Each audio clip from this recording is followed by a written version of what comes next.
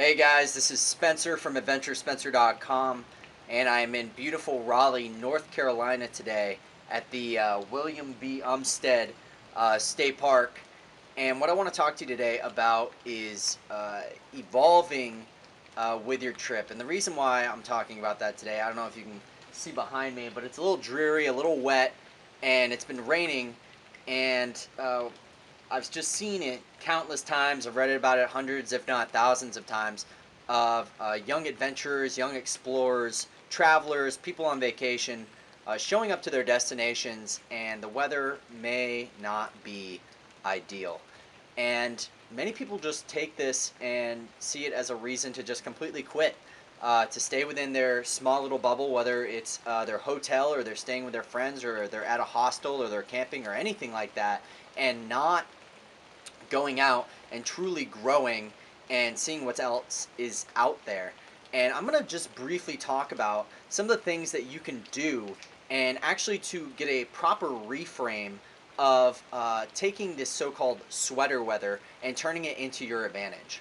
So first I'm going to break down particular venues. So when you head to a venue and you're in a brand new city, some of the things that you're going to notice is that when the weather's really good, you're going to have that euphoric social atmosphere that everybody wants to go to. There's going to be hundreds, if not thousands, of people at particular venues, whether they're eating or checking out a concert or something to that extent. But the thing is that when weather is not absolutely ideal, a lot of those people find themselves doing exactly what you should not do, which is staying inside and not really exploring and checking out what's out there. And most people say, well, what's the point of going out at all? You know, I could just stay in, take some takeout, no big deal. No. The best thing that you can possibly do in that situation is to actually go out. And you're probably asking, why? Why would I go out? It doesn't make sense. And this is why. When you show up to the venue, many places will actually keep the staff at the exact same amount that they typically would.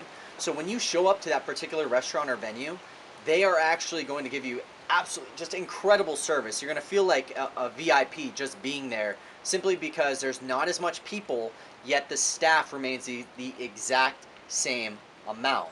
So you're going to get your food quicker. Your food's not going to get rushed. You're also most likely going to have the waiter there twice, three times as many times asking you, do you need anything? Do you want anything? Things of this caliber that typically you wouldn't even receive because there was other tables that had to be waited on.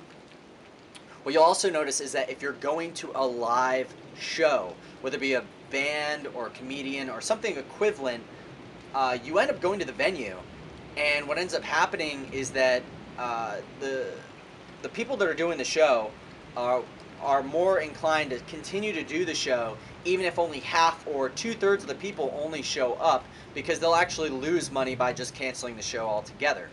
So what you end up doing is you show up to these venues, and let's say you have a particular seat, and it's like way in the back, way just far away. If the venue's worth anything, worth its weight in salt, then they'll most likely comp just hundreds of people that have come to the show and give them free seat upgrades, just so the audience is more congested and put into a strong area, which means you get a free awesome show at the very front row. No big deal. Last thing I really want to touch on is that there's particular places, like here I'm at the park today. There's actually I've seen two people this entire time, and it's just fantastic. You're really able to connect with nature and really experience the beauty of the state or city or country before anyone even showed up. You know, this is other than um, a few of the barbecues and picnic tables around here.